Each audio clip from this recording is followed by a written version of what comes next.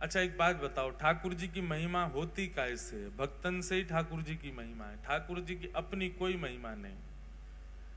आप भक्तवत्सल हैं, आप करुणा निधान हैं, आप दीनानाथ हैं, वैसे ही ठाकुर जी वो कैसे हैं? भक्तन की वजह से। तो आज भक्त चरित्र कहेंगे, प्यारे गिरधर लाल जी कथा में बैठे हैं।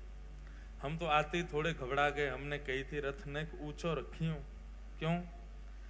हम व्यासपीठ पे ऊंचे बैठे हैं, लाल जी नीचे, अभी भी वैसे हैं तो नीचे ही टेढ़ी टेढ़ी नजर तो देख रहे हैं मुझे, तू ऊपर बैठ गो है। हमारो बस नहीं, व्यासपीठ ने बड़ी होती तो फिर भी हमने चौकी नीचे लगाई, मैंने कहा नेक तो ऊंचे करो।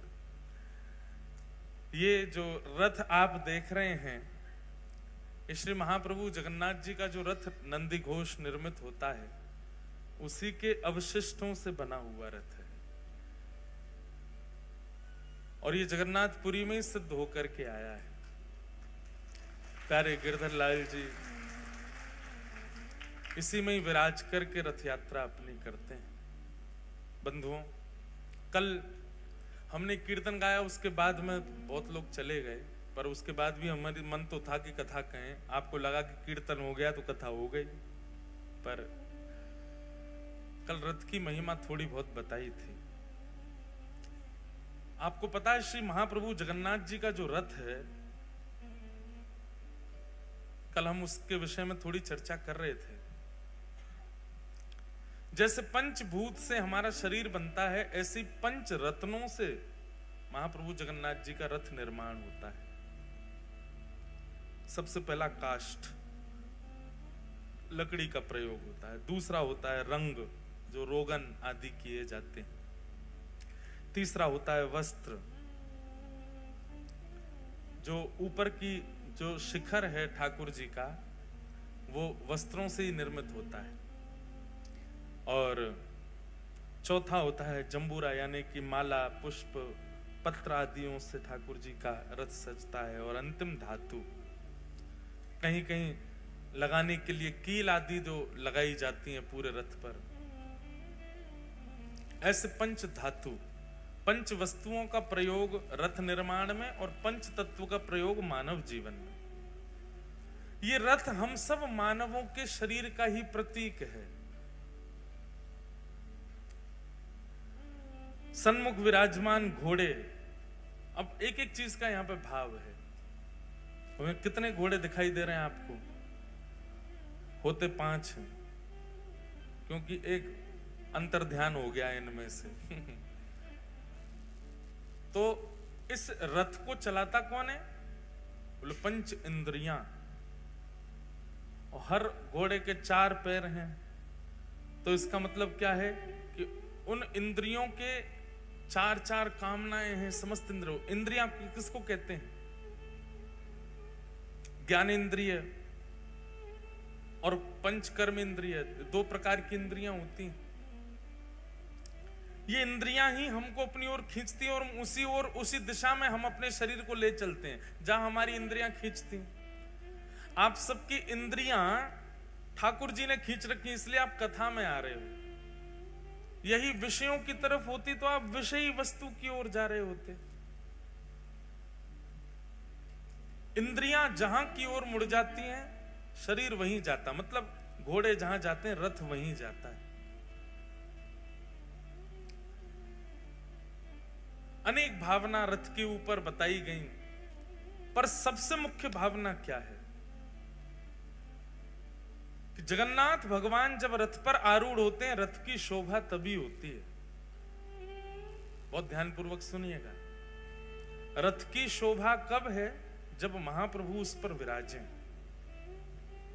जैसे ही महाप्रभु रथ यात्रा अपनी विश्राम करते हैं और रथ से उतर करके श्री मंदिर में प्रवेश कर जाते हैं, उसी समय से ही रथ जीर्ण शीर्ण होना शुरू हो जाता है। जगन्नाथपुरी में 6 महीना की मेहनत में रथ बनता है। इतना परिश्रम करके लोग उसको बनाते हैं, पर कभी भी हर बार नया रथ बनता है। इतना विशाल रथ हर बार नया बनता है। क्यों? क्योंकि जगन्नाथ महाप्रभु के रथ से उतरते ही अपने आप उस रथ के जो अंग प्रत्यंग है वो टूटने लग जाते हैं। ये विशेषता है। उसके चक्र जीर्ण शीर्ण होने लग जाते हैं। कई राजाओं ने, कई बड़े बड़े उद्योगपतियों ने प्रयास किया कि श्री महाप्रभु जगन्नाथ जी के रथ को हम अपने शहर ले आएं, कहीं शो पीस में रखें, कहीं उसको सजा करके रखें। अगर इस प्रकार हो तो कितने रथ अभी तक ठाकुर जी हजारों वर्षों से रथ यात्रा कर रहे हैं, कितने रथ निर्माण हुए, कहां चले जाता है इतना बड़ा रथ? उसी दिन से ही टूटना, अपने आप टूटना लग जाता है। ये विशेषता है जगन्नाथ जी के रथ की। मानो मुझे और आप हम सबको संकेत कर रहे हैं ठाकुर जी, मेरे धारण करने पर ही शरीर रूपी रथ की महिमा है, इस शरीर रूपी रथ की योग्यता है। जिस दिन मैंने इस शरीर रूपी रथ का त्याग कर दिया तो फिर विश्वास मानो, तुम्हारी जितनी सुंदरता है, तुम्हारी जितनी योग्यता है, तुम्हारा जितना बल है, वो सब जीर्ण हो जाएगा, वो शीर्ण हो जाएगा। चाहे कितना भी परिश्रम करके तुम्हारा शरीर बना क्यों ना हो, उसकी योग्यता नहीं रह पाएगी।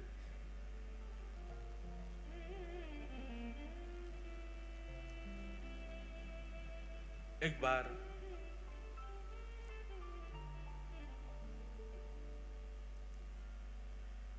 ठाकुर जी में और लक्ष्मी जी में विवाद हो गया आपस में। विवाद ऐसा हमारे आपके जैसा विवाद नहीं होता उन दोनों में। श्रीमद् भागवत में उसको नाम दिया गया प्रणय कलह। क्या दिया गया? प्रणय कलह। मतलब प्रेम भरी नोकझोंक होती है दोनों में। एक दिन लक्ष्मी जी से बैठे बैठे ठाकुर जी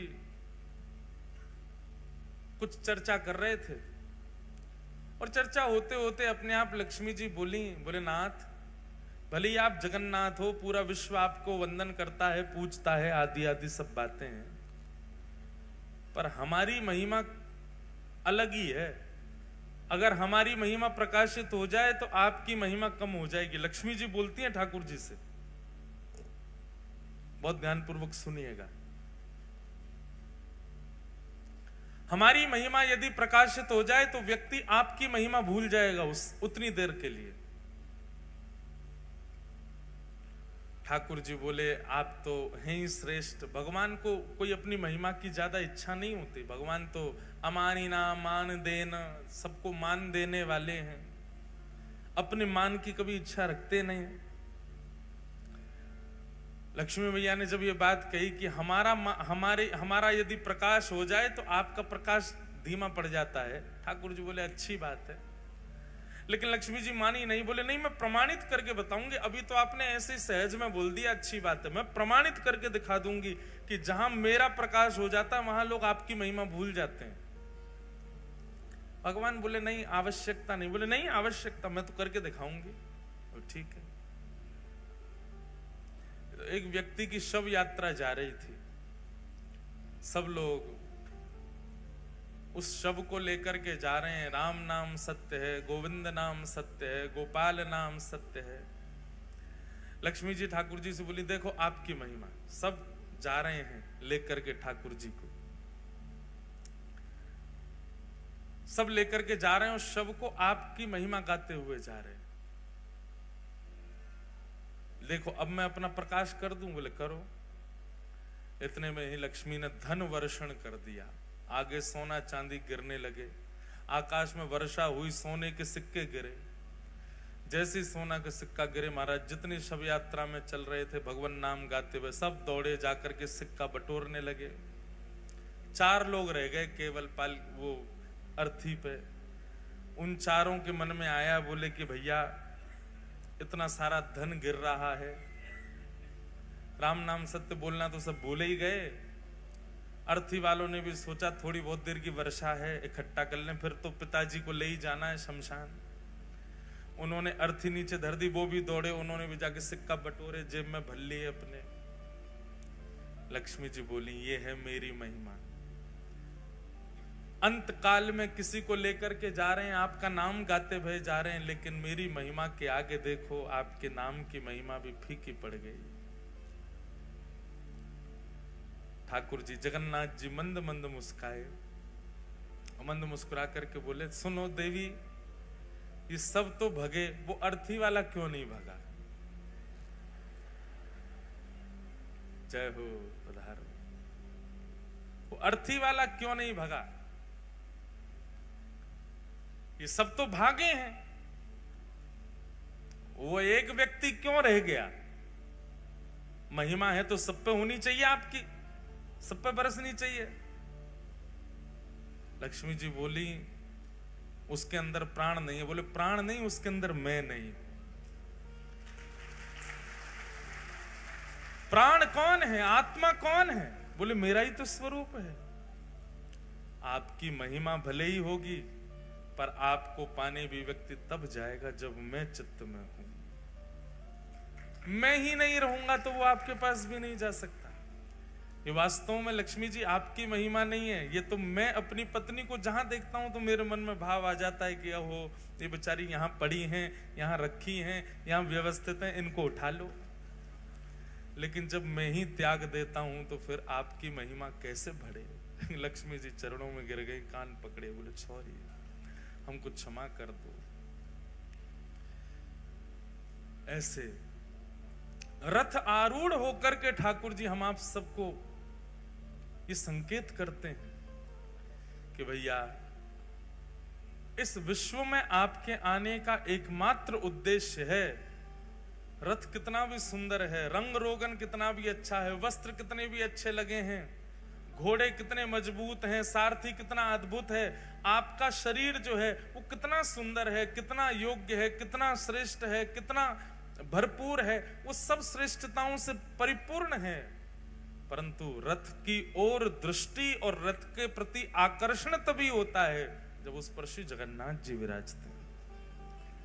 बोले, तुम्हारे माथे पर जिस दिन उर्ध्वपुंड विराजमान हो जाएगा, जिस दिन कंठ में कंठी माला तुलसी की विद्यमान हो जाएगी, हाथ में नाम जप माला आ जाएगी और मुख पर निताई गौर हरि बोल, निताई गौर राधे श्याम, जपो हरे कृष्ण हरे राम, जब मेरा नाम संकीर्तन होगा तभी तुम्हारी महिमा है। और जिस दिन मैंने तुम्हारा त्याग कर दिया, उस दिन ही जीर्ण हो जाना है, उसी दिन ही टूटना प्रारंभ हो जाना है तुम्हारा। इसलिए मुझे धारण करो, मुझे विराजमान करो। आज हमारा परम सौभाग्य, प्यारे गिरधर लाल जी रथ में विराजमान हुए हैं और आज कथा में हरिद्वार से, भगवत धाम से परम पूजनीय प्रातः स्मरणीय हमारे पूज्य श्री मस्तराम बाबा, जिनको भगवत धाम वाले पूज्य महाराज जी, परम पूजनीय प्रातः स्मरणीय बड़े महाराज जी स्वामी श्री विवेकानंद जी महाराज का खूब आशीष प्राप्त है। ऐसे परम पूजनीय श्री रविंद्रानंद जी महाराज हमारे मध्य पधारे हैं। महाराज जी का बहुत बहुत स्वागत, बहुत बहुत अभिनंदन। ऐसे स्वागत करते हो आप लोग, बोलो जय जगन्नाथ। सब लोगों ने बताओ, हाँ, ऐसे होना चाहिए कि महाराज संतन को भी लगे कि हाँ, हिसार में उत्सव चल रहा है। साथ ही हमारे श्री राधारमण गोस्वामी श्री मयंक जी महाराज तो विराज ही रहे हैं, साथ में रवीश जी भी विराज रहे हैं। आज हमारे मध्य में पूज्य श्री नवनीत जी महाराज भी पधारे हैं, नवनीत भैया पधारे हैं। आप जैसे आपको नाम है वैसे ही आपको गुण है, नवनीत ही है, नित्य नूतन नित्य प्रिय ठाकुर जी को श्री नवनीत जी। ऐसे नवनीत जी महाराज पधारे हैं, साथ में एक महाराज जी और विराज रहे हैं। सब संतों को वंदन है, सबको बारंबार प्रणाम। बंधुओं, महाराज जी बोले मंच पर जाओ तो हमारी कथा का अनाउंसमेंट कर देना।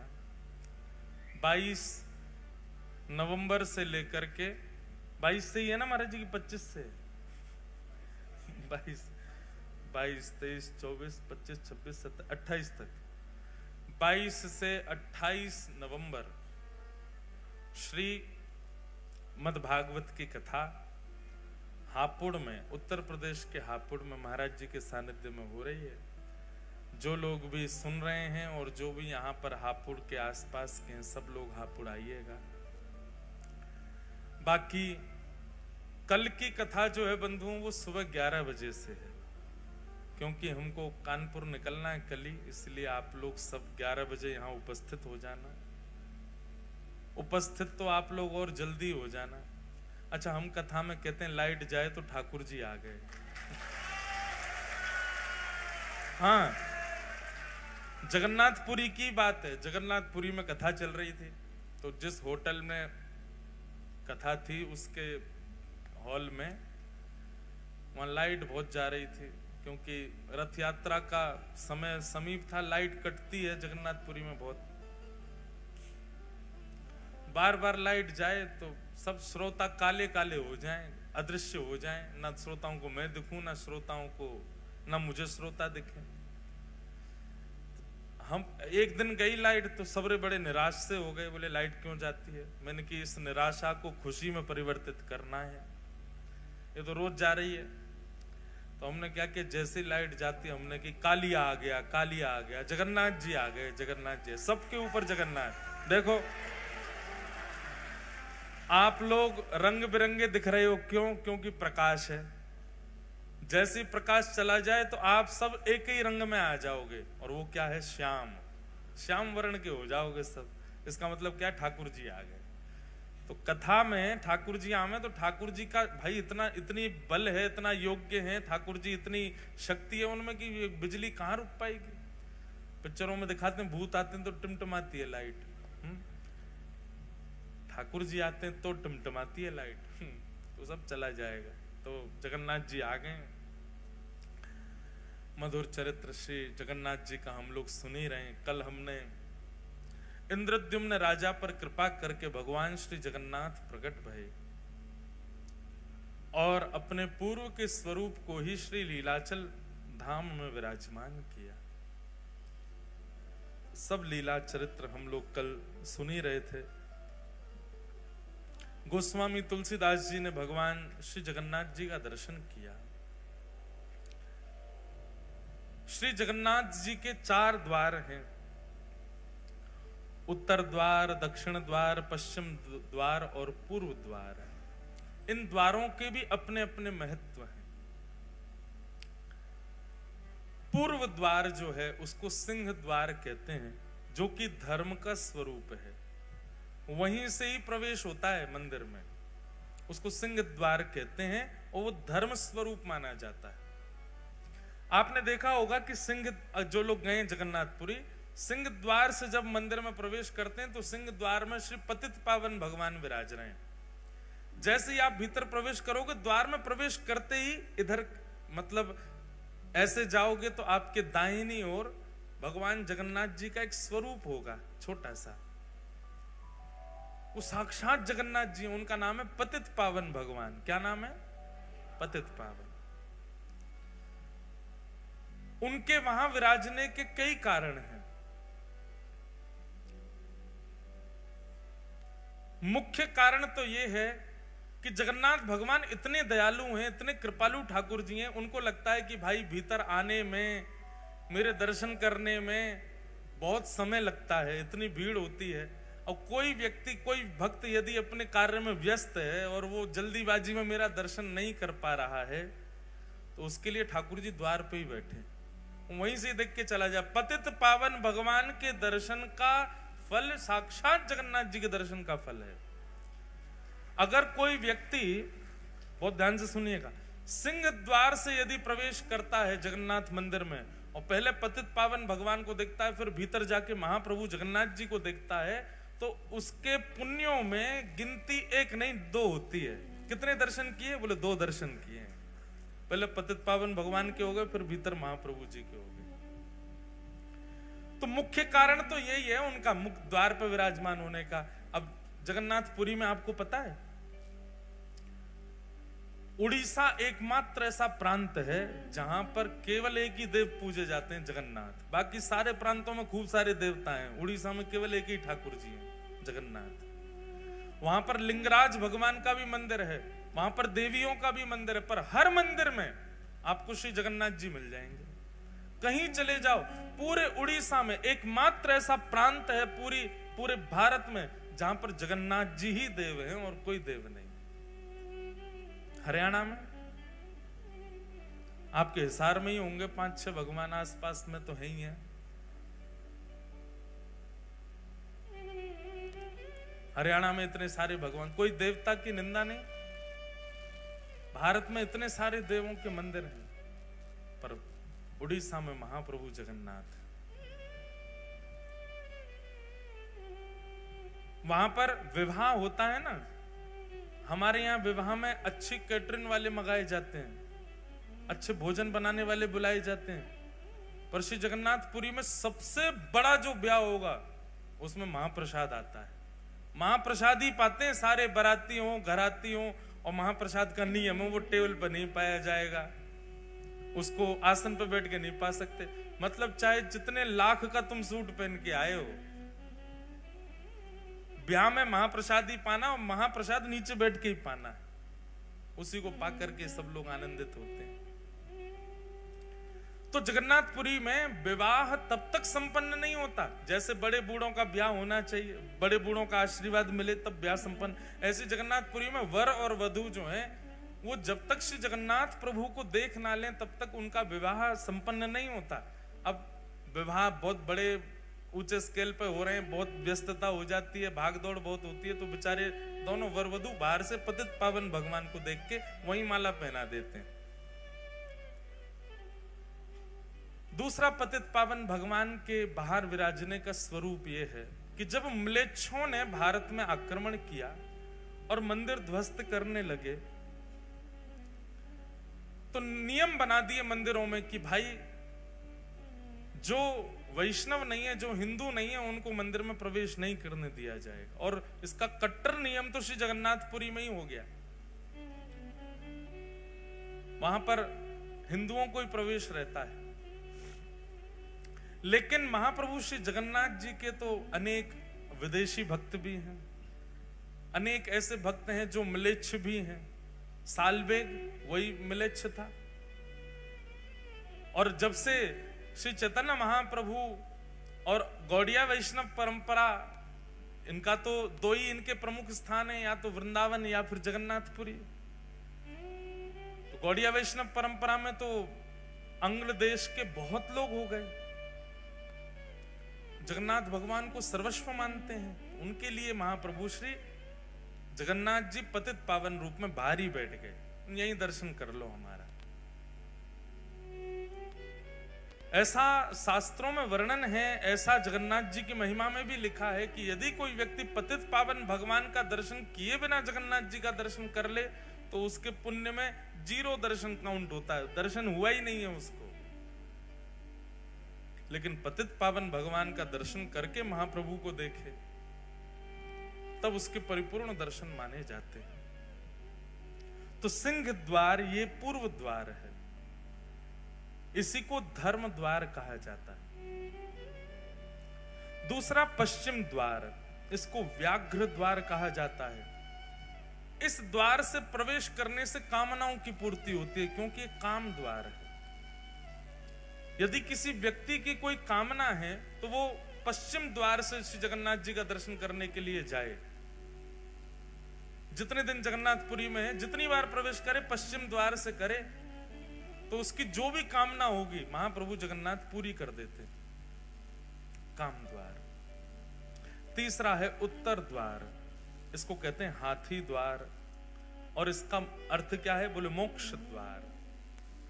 इस द्वार से प्रवेश करना और दर्शन करके निकलने से ये मोक्ष द्वार है, इससे मुक्ति की प्राप्ति होती है। और दक्षिण द्वार अश्व द्वार है। अश्व द्वार, इस द्वार से प्रवेश करके दर्शन करने जो व्यक्ति जाता है उसको अर्थ की प्राप्ति होती है, धन मिलता है। पर हरि नाम जिसके चित्त में है, हरि जिसके भीतर विद्यमान है, वो किसी भी द्वार से प्रवेश कर जाए उसको चतुर्विध पुरुषार्थ नहीं मिलता है। जैसे जिसके चित्त में कामना नहीं है, जिसके चित्त में मोक्ष की इच्छा नहीं है, जिसके चित्त में अर्थ की कामना नहीं है, वो किसी भी द्वार से प्रवेश कर जाए, उस द्वार की महिमा जाने बिना प्रवेश कर जाए, तो उसको पंचम पुरुषार्थ की प्राप्ति होती है। पंचम पुरुषार्थ क्या है? प्रेम। श्री जगन्नाथ जी उसको प्रेम प्रदान करते हैं। इस प्रकार महाप्रभु श्री जगन्नाथ जी के ये 4 द्वार हैं। इन 4 द्वारों से श्री जगन्नाथ जी के दर्शन करने को वैष्णव जन प्रवेश करते हैं, दर्शन करने भीतर जाते हैं। महिमा बहुत सारी है, सब प्रकार के तीर्थ अंदर विद्यमान हैं। महाप्रभु जगन्नाथ जी के समस्त देवी देवता अंदर ठाकुर जी के पास बैठे हैं। फिर आज क्या है? एकादशी। अब लोग एकादशी के लिए बहुत प्रश्न करते हैं कि श्री जगन्नाथपुरी में एकादशी का महत्व क्यों नहीं है? ऐसा नहीं है कि महत्व नहीं है, एकादशी का बहुत बड़ा महत्व है, पर वहां व्रत नहीं किया जाता। अगर एकादशी के दिन आप श्री जगन्नाथ धाम में हैं, तो उस दिन स्कंद पुराण में कहते हैं, बाकी के दिन महाप्रसाद पाओ पेट भर के, लेकिन एकादशी के दिन महाप्रसाद पाओ आकंठ। गला आपका यहां तक भर जाना चाहिए, जितनी भूख लगे वहां से ज्यादा पाओ। क्यों? बोले एकादशी के दिन जगन्नाथ भगवान के नेत्र 1-1 फीट और बड़े हो जाते हैं। आंख खोल के देखते हैं आज मेरा प्रसाद कौन नहीं पा रहा है। वादा ना तो ठाकुर जी और ध्यान से देखे। तो एकादशी के दिन महाप्रसाद की बड़ी महिमा है। लेकिन याद रहे, जगन्नाथपुरी जाकर के यदि कोई व्रत करता है एकादशी का, तो उसकी संपूर्ण पूर्व की एकादशी निरस्त हो जाती है। इसलिए कई लोग मैंने देखे हैं ऐसे, वो बहुत निष्ठा रखते हैं एकादशी के प्रति, तो जगन्नाथपुरी जाकर के भी वो कहते हैं ठीक है महाप्रसाद है, हम माथे से लगा के थोड़ा ले, पर हम प्रसाद पाएंगे नहीं, हमारा नियम है, व्रत है। भैया स्कंद पुराण में स्पष्ट मना किया गया है, वहां व्रत मत रखो। अब इसके पीछे कारण सुनो क्यों। एकादशी के दिन अन्न में पाप का निवास होता है कि नहीं होता? एकादशी के दिन अन्न में पाप निवास करता है। और जगन्नाथपुरी का जो महाप्रसाद है, श्री जगन्नाथपुरी में जो रसोई में प्रसाद सिद्ध होता है, वो स्वयं लक्ष्मी सिद्ध करती। कौन सिद्ध करता है? लक्ष्मी जी के हाथ स्पर्श हो जाने के बाद में कोई अन्न में पाप निवास नहीं कर सकता। और दूसरी बात, लक्ष्मी जी के हाथ से निर्मित हुआ तो पाप तो बहुत दूर की बात है महाराज, उस प्रसाद के चारों ओर करोड़ों पुण्य घूमते रहते हैं। हमको मौका मिले हम इसमें प्रवेश कर जाएं। उसके बाद जगन्नाथ, जगत नियंता जगन्नाथ भगवान उसका भोग लगा रहे हैं, और हम उस समय एकादशी की प्रधानता मान रहे हैं। हम कैसे मान सकते हैं एकादशी प्रधान है उस दिन? हम एक नियम और बताएं, संतों की आज्ञा से बता रहे हैं। एकादशी आपका व्रत चल रहा है, आप हिसार में बैठे हो, आपका व्रत हो रहा है, आप निर्जला कर रहे हो, या जैसा भी आपका व्रत का स्वभाव रहता है वैसा आप व्रत कर रहे हो, बहुत अच्छी बात है, निष्ठा एकादशी की होनी चाहिए। उसी समय वृंदावन से, हमारे गिरिराज जी से कोई वैष्णव आए और वहां का 56 भोग लेकर के आए और आकर के आपके घर पर प्रदान किया। अब प्रसाद का नियम क्या है? प्रसाद जैसे ही आपके घर में आए, तुरंत उसमें से एक टूक आपको लेना ही चाहिए। क्यों? बोले प्रसाद आया है, आपने रख दिया फ्रिज में, आपने सोचा कल पाएंगे, कल तक जीवित नहीं रहे तो, रात में प्राण चले गए तो, अगले क्षण ही पधार गए तो। प्रसाद जैसे ही सन्मुख नेत्रों के सामने आ जाए, तुरंत उसको ग्रहण कर लेना चाहिए। अब एकादशी ये क्या करें? ये तो अन्न है। अगर आपने उस समय प्रसाद को अन्न माना तो आपकी एकादशी निरस्त हो जाएगी। उसी समय आपके सन्मुख जैसे ही प्रसाद आवे, तुरंत लीजिए और तुरंत लेकर के एक टुक मुख में धारण कर लीजिए। क्यों? वस्तु में पाप निवास करता है, व्यंजन में पाप निवास करता है, अन्न में पाप निवास करता है, प्रसाद में पाप नहीं रहता। इसलिए प्रसाद के प्रति ये बुद्धि मत रखो।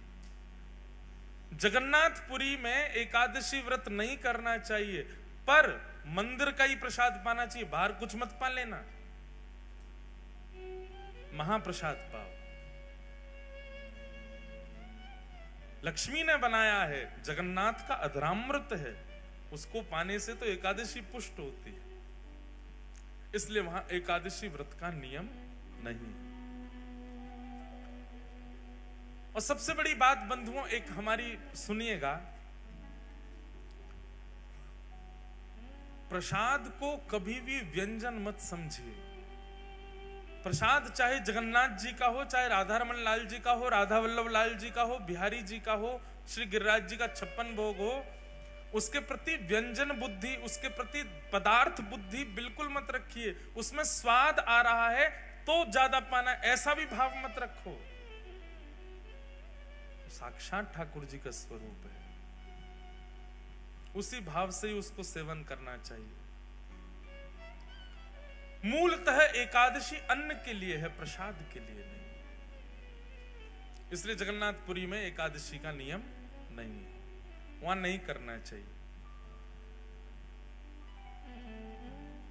कई कथाएं आती हैं, जिन जिन लोगों ने एकादशी नियम रखने का प्रयास भी किया, श्री जगन्नाथ जी ने उनको तुरंत ही अवगत भी करा दिया कि भाई तुम यहां एकादशी मत करो, एकादशी करनी है दुनिया में करो। अब लेकिन कई बातें आती हैं, बहुत सारे प्रकार के भाव आते हैं।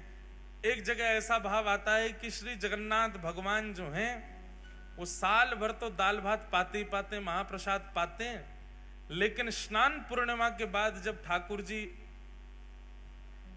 अस्वस्थ हो जाते हैं, 15 दिन के लिए रथ यात्रा से पहले श्री जगन्नाथ भगवान अस्वस्थ होते हैं, तो 15 दिन ठाकुर जी महाप्रसाद का भोग नहीं लगाते, तो मतलब अपनी साल भर की जितनी एकादशी ठाकुर जी तब ही कर लेते हैं। अपनी सबरी एकादशी ठाकुर जी उन्हीं दिनों में ही कर लेते हैं। मतलब जब श्री जगन्नाथ भगवान अस्वस्थ अवस्था में होते हैं और यदि किसी व्यक्ति का जगन्नाथपुरी में अनेक एकादशियां व्यतीत हुई हैं, ऐसे व्यक्ति को उन 15 दिनों तक उसको भी व्रत नियम करना चाहिए, क्योंकि जगन्नाथ जी प्रसाद नहीं पा रहे हैं तो हम भी नहीं पाए, हमारी भी एकादशी पुष्ट हो जाए उसी में, ऐसी भी भावना है। अस्वस्थ क्यों होते हैं श्री जगन्नाथ भगवान? भगवान को कभी अस्वस्थता हो सकती है? श्री ठाकुर जी के ऊपर कभी किसी भी प्रकार की अस्वस्थता का भाव कैसे आ सकता है? वो साक्षात महाप्रभु हैं।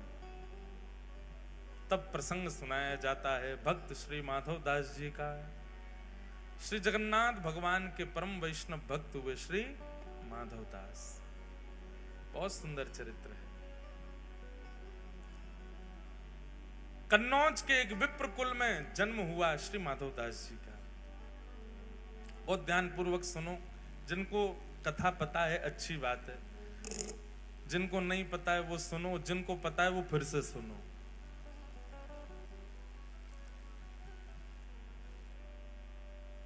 मार्ग दे दो भैया, माताएं बहनें जा रही हैं, सब लोग इधर देखो, कथा सुनो।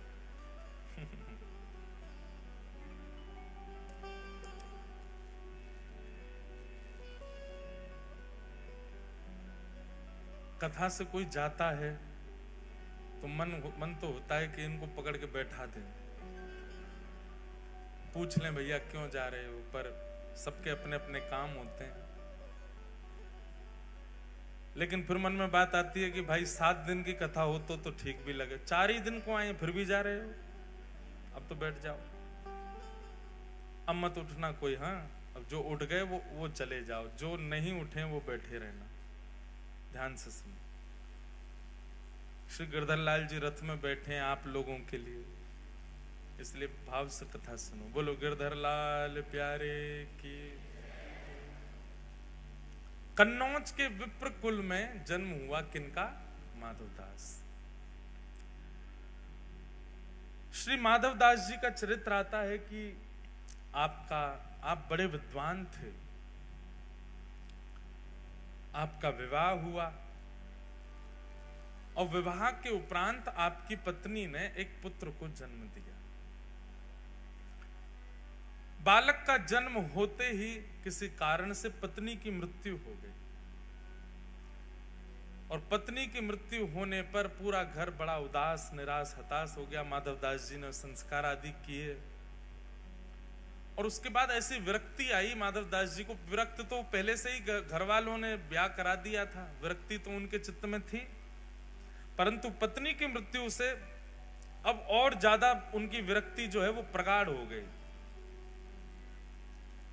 उन्होंने मन में विचार कर लिया कि अब सब तज हरि भज, सब छोड़ छाड़ के ठाकुर जी को भजेंगे। एक बात कहें बंधुओं, माधवदास जी के चरित्र में नहीं कह रहा हूं, अपने विषय में, हम आप सब लोगों के विषय में कह रहा हूं कि हम प्रतीक्षा क्यों करते हैं कि जब कुछ घटना घटे तो ही हम ठाकुर जी के शरणागत हों। प्रतीक्षा मत करो घटना की। वास्तव में कोई घटना होने के बाद, ठोकर लगने के बाद, या फिर किसी प्रकार की स्थिति आने के बाद जब हम भगवत सन्मुख होते हैं, ठाकुर जी को अच्छा तो लगता है पर उतना प्रिय नहीं लगता। लेकिन कोई व्यक्ति सर्व व्यवस्था होने के बाद भी, सब कुछ सुमंगल होने के बाद भी ठाकुर जी को शरणागत हो जाता है, तब ठाकुर जी को बहुत प्रिय लगता है। तब लगता है ठाकुर जी को, हाँ ये प्रेम मेरे लिए वास्तविक है। कोई व्यक्ति आपसे प्रेम इसलिए कर रहा है क्योंकि उसका मन नहीं लग रहा। कोई व्यक्ति आपसे प्रेम इसलिए कर रहा है क्योंकि उसके प्रेम के पीछे एक कारण विद्यमान है, एक कारण है जिसके कारण वो आपसे ब्याह कर रहा है। जैसे कि विवाह संबंधों में भी अगर कन्या ने आपसे विवाह किसी कारण से किया, चाहे आपके धन के लिए किया, चाहे आपकी संपत्ति के लिए किया, चाहे किसी और कारणों से किया, तो कारणों से हुआ संबंध आपको पता लगने पर इतनी प्रसन्नता नहीं होती, क्षोभ होता है चित्त में। ऐसे ही ठाकुर जी जब अपने शरणागत को देखते हैं तो शरणागत को देख करके ठाकुर जी तुरंत नेत्र बंद करके विचार करते हैं कारण क्या है इसकी शरणागति का। और जब कारण ठाकुर जी को पता चलता है, ओहो जीवन में दुविधा है, सब जगह ठोकर खा खा के बेचारा परेशान हो गया है, सब जगह विश्वास करके देख लिया लेकिन फिर भी इसको अविश्वास मिला है, सब जगह से ऐसा हो करके अंत में मेरे शरण में आया। तो ठाकुर जी मुस्कुराते तो हैं पर प्रसन्न नहीं होते। लेकिन कोई व्यक्ति बिना किसी कारण के ठाकुर जी के सन्मुख चला जाए, बिना किसी कारण के ठाकुर जी का हो जाए, वो अति प्रिय होता है। अकारण प्रेम करो, अहेतुकी भक्ति करो ठाकुर जी की। किसी घटना की प्रतीक्षा मत करो कि वो हो तो ही हम ठाकुर जी के सन्मुख जाएं। अब घट गई है, उसके बाद आ चुके तो अब बुरा नहीं मानो, अब उनके लिए माधवदास जी की कथा सुनो। तो माधवदास जी का जीवन कैसा, वो तो पहले से ही शरणागति चाहते थे पर घर वालों के कारण ब्याह किया। पुत्र का जन्म हुआ, पत्नी मर गई, सब छोड़ करके शरणागति लेना चाहते थे ठाकुर जी की, पर तभी अपने छोटे बालक को देखा। और घर वाले भी कहते थे अब ये इसका पालन पोषण कौन करेगा, इसका बेचारे का क्या अपराध, इसका क्या दोष, ये कैसे रहेगा। तो माधवदास जी का एक सूक्ष्म ममत्व उसके प्रति होने लगा, उसको अपने चित्त से लगा करके रखते। सोचते तो थे क्या करूं, घर वाले कहते एक और ब्याह कर लो। बहुत पीछे पड़ने लगे घर वाले, तो माधवदास जी ने एक दिन कह दिया, आप सब लोग जो मेरे पीछे पड़े हैं कि ब्याह कर लो ब्याह कर लो, मुझे आप सब आश्वासन दे दीजिए और आश्वासन करते हुए ये बता दीजिए कि अब मेरा जिससे ब्याह होगा वो कभी नहीं पधारेगी और उससे होने वाली संतान भी कभी नहीं पधारेगी, तो मैं ब्याह करूंगा। सारे रिश्तेदार पीछे हो गए, ये कैसी बात है, ये कैसी बात है। बोले नहीं, आप कह दो कि वो नहीं मरेगी तो मैं ब्याह कर लूंगा। कोई भी इस बात पर लिखने को राजी नहीं हुआ। माधवदास जी बोले तो फिर मैं ब्याह नहीं करूंगा। रही बात इस बालक की, तो मैं इसका पोषण करूंगा। माधवदास जी उस बालक को लिए घूमते रहते। एक दिन एक बगीचा में आप बैठे थे, बालक गोद में था, मन में सोच रहे थे कि और कोई उपाय नहीं है क्या ब्याह के अलावा इस बालक के पोषण का, जिससे मैं शरणागति ग्रहण कर लूं। ये चिंतन उनका चलता ही रहता था। तभी आपने क्या देखा, सामने वृक्ष पर एक घोंसला है, उस घोंसले में से एक चिड़िया का एक अंडा छोटा सा जोर से हवा चलने पर नीचे गिरा, और जैसे ही वो नीचे गिरा माधवदास जी उसको देख रहे थे। माधवदास जी उठ करके उसको बचाना चाहते थे, पर तभी क्या देखा, नीचे सूखे पत्तों का ढेर था और वो अंडा आकर के उस पर गिरा और बच गया, कोई उसकी दुविधा नहीं हुई। थोड़ी धमक लगने पर अंडा फूट गया, उसमें से बालक बाहर आ गया। वहीं के कीड़े मकोड़े जो थे उनको चुग करके पाने लगा। माधवदास जी के मन में बात आई, बोले हम बेफिजूली की चिंता करते हैं कि इसको कौन पालेगा, इसको कौन रखेगा, इसको कौन संभालेगा। सबका रक्षक जगन्नाथ है तो वो सबको संभालता है। मैं तो दौड़ा था कि मैं अंडा पकड़ दूं, लेकिन नीचे ठाकुर जी ने पहले ही किसी के द्वारा पत्तों का ढेर रखवा रखा है, उस पर गिर करके वो बालक बच गया और उसके बाहर आते ही उसको प्रसाद भी मिल गया, उसको अपना भोजन पेट भरने के लिए सामग्री भी मिल गई। ना तो इसकी मां इसके पास है, ना इसके पिता इसके पास है, इसका पालन भी तो हो रहा है। कौन कर रहा है? बोले जगन्नाथ कर रहा है। मैं क्यों चिंता करता हूं अपने बालक की? और उसी समय अब देखो, संसार की दृष्टि में इसको गलत माना जाएगा। इसमें क्या माना जाएगा? अपने कर्तव्य से भाग गया। पर वैष्णव दृष्टि में जब विश्वास प्रगाढ़ हो जाता है ना, तो व्यक्ति सब त्याग ही देता है। फिर चाहे पत्नी हो, बच्चे हो, परिवार हो, कोई भी हो। हम आपको आज्ञा नहीं दे रहे हैं या आपको प्रोत्साहित नहीं कर रहे सब त्यागने को। जिस दिन चित्त में प्रगाढ़ भक्ति प्रकट होगी, आपको कोई बोलेगा नहीं त्याग करो, आप अपने आप छोड़ दोगे सबको। इसीलिए हम बार बार कथा में कहते हैं, ज्यादा कथा मत सुनो, ज्यादा बार बार मत सुनो। क्यों? क्योंकि त्याग की स्थिति बहुत बढ़ जाएगी। अभी युवा बहुत आते हैं कथाओं में, और उन युवाओं की स्थिति ऐसी होती जा रही है। जलंधर में अभी हाल देखते आप, वहां बालक ऐसे हो गए कि वो अब संग ही भगने को तैयार हैं। जहां कथा हो वहीं चल देंगे, जहां आप जाओगे वहीं चल देंगे। ये प्रारंभिक त्याग, दो प्रकार के त्याग आते हैं। एक प्रारंभिक त्याग जो होता है उसमें भी सब छोड़ने का मन होता है, पर उस समय रुकना चाहिए। वो नया नया त्याग है, नए नए त्याग में छोड़ने का मन होता ही है। कुछ समय प्रतीक्षा करो तो फिर समझ में आता है कि अभी त्याग वास्तविक आया नहीं है। लेकिन जो बाद का त्याग आता है, जिसमें पूर्ण शरणागति ठाकुर जी के प्रति आपको दृष्टिगोचर होने लग जाती है, वो त्याग उचित है।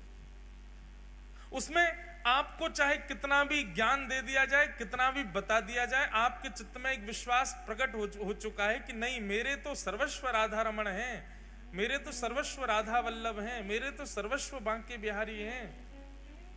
उस समय किसी की भी बात, किसी भी गुरु की आज्ञा, किसी भी माता पिता की आज्ञा, किसी भी परिवार के बंधन, वो सब आपको दिखेंगे नहीं, आपको केवल ठाकुर जी दिखेंगे। तब समझो कि अब ये विश्वास पूर्व शरणागति वाला वैराग्य है। उस समय आप नहीं रुकोगे, फिर आप चले ही जाओगे। और ये सबके चित्त में नहीं आता।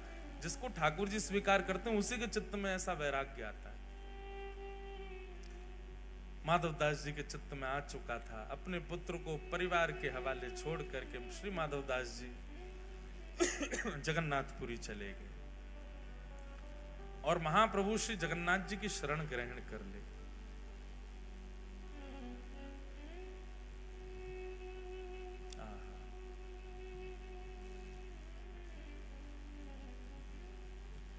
गिरधर ही गुणगान मेरे तो, गिरधर ही गुणगान,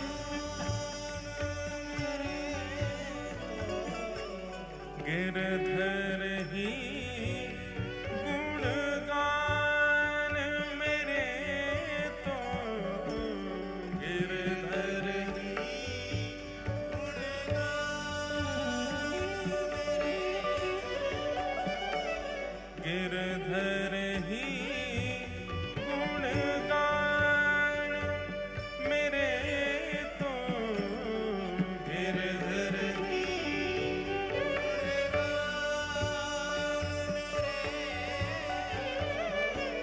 यह मूरत खेलत नैनन में,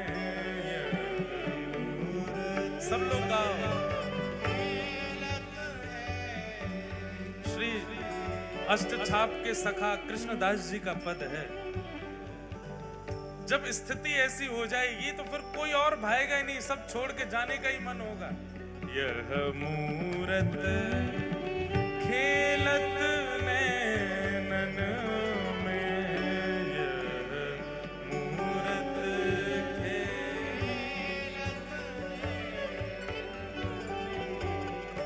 यही हृदय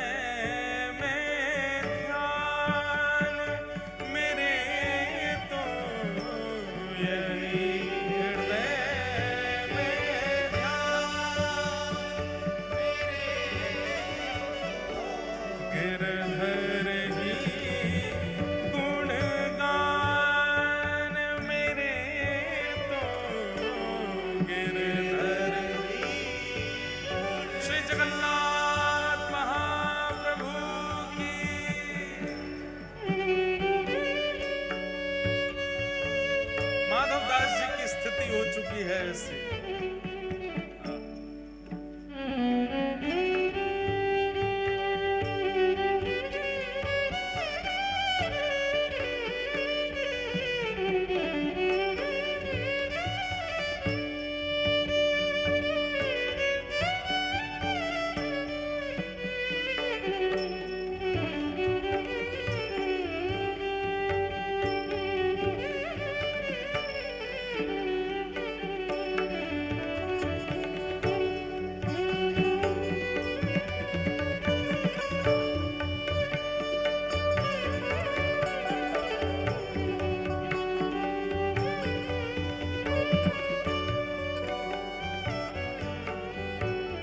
सब लोग शब्द सुन करके गाना मेरे साथ।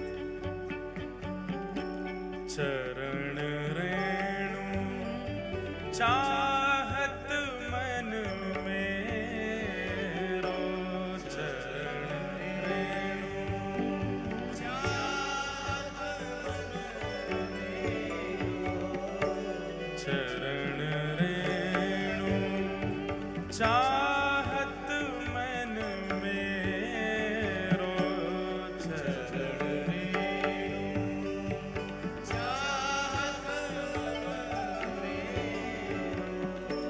यह दीजिए दान मेरे तो, यह दीजिए दान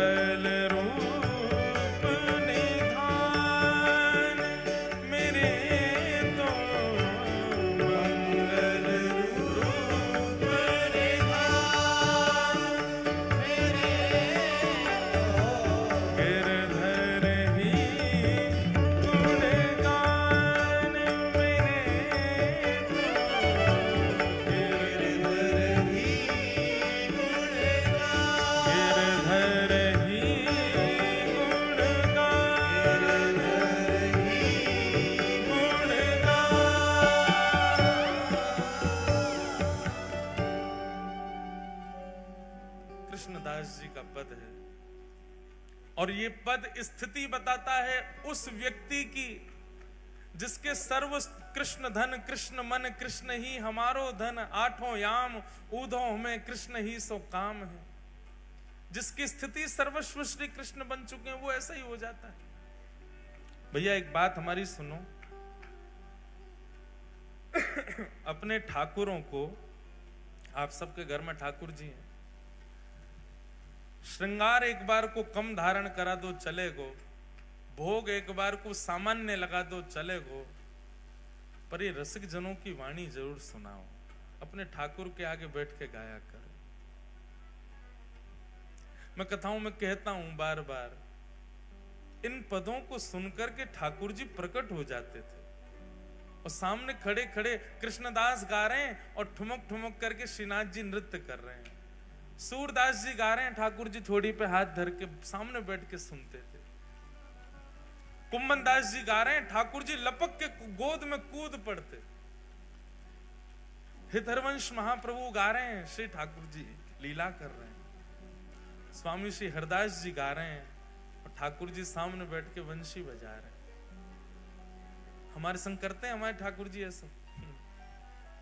इसलिए रसिक जनों के पद जरूर सुनाया करो। और लोग पूछते हैं कहाँ मिलेंगे, ढूंढो, कुछ तो करो, मेहनत करो, परिश्रम करके लाओ, अष्ट सखाओं के पद लाओ, स्वामी श्री हरदास जी के पद लाओ, हितरवंश महाप्रभु सेवक जी महाराज आदि के सबके पद लाओ, इन पदों को सुनाओ, जयदेव महाप्रभु का गीत गोविंद सुनाओ। माधवदास जी जगन्नाथपुरी आ गए। माधवदास जी का एक नियम था, बहुत ध्यानपूर्वक सुनना। माधवदास जी जब जगन्नाथपुरी गए तो 3 दिन तक महाप्रभु जगन्नाथ जी को उन्होंने दर्शन नहीं किया। जगन्नाथपुरी पहुंचे, पहुंचते ही जगन्नाथ जी का श्री मंदिर देख करके रोने लगे और रोते रोते समुद्र के किनारे बैठ गए और जाकर के अपने आप को कोसते हुए रुदन करने लगे। किसी ने पूछा माधवदास जी ने दर्शन क्यों नहीं किया? बोले माधवदास जी अपने मन में विचार करने में 21 वर्ष का हो गया, अपने 21 वर्ष मैंने विषय भोग में व्यतीत कर दिए, जगन्नाथ जी की शरण में पहले क्यों नहीं आया। इस उदासी से बैठे जगन्नाथ वहां समुद्र के तट पर जाके और अपने आप को दंड दे रहे हैं, ना कुछ पा रहे हैं, ना कुछ पी रहे हैं, ना कुछ पा रहे हैं, बस एक निष्ठ होकर रुदन करते जा रहे हैं और बार बार स्वयं को कोस रहे हैं, मैंने 21 वर्ष निकाल दिए।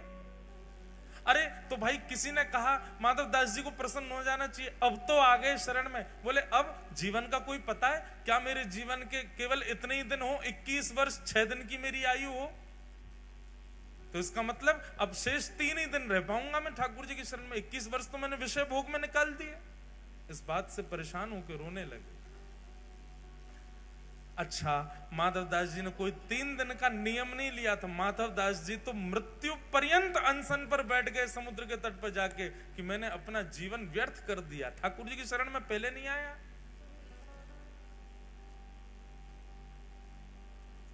तीन दिन बाद महाप्रभु जगन्नाथ जी ब्रह्मवेदी पर बैठे हैं, महाप्रसाद सामने रखा है, लक्ष्मी मैया हाथ जोड़ करके खड़ी हैं, ठाकुर जी से कह रही हैं नाथ भोग आरोग हो। जगन्नाथ प्रभु कह रहे हैं देवी इच्छा नहीं हो रही। क्यों? आप तो जगन्नाथ हो, आप तो प्रसाद देखते ही महाराज हाथ लंबे कर लेते हो, दूर दूर से पानी लग जाते हो, और आज आपको इच्छा नहीं हो रही, क्या बात है? महाप्रभु जी कहते हैं एक मेरा भक्त सब छोड़ के आ गया, सब त्याग करके आया, त्याग करके मेरे शरण में आया है, लेकिन इस बात की ग्लानि में बैठा है कि इतने वर्ष मैंने क्यों संसार में विषय भोग भोगे, और वो भूखा प्यासा 3 दिन से पुरी में समुद्र के तट पर बैठा है। मुझे उसकी याद आ रही है, मुझे भूख नहीं लग रही है, तुम कुछ करो, उसके पास प्रसाद भिजवाओ, वो पाएगा तब मैं प्रसन्न होऊंगा।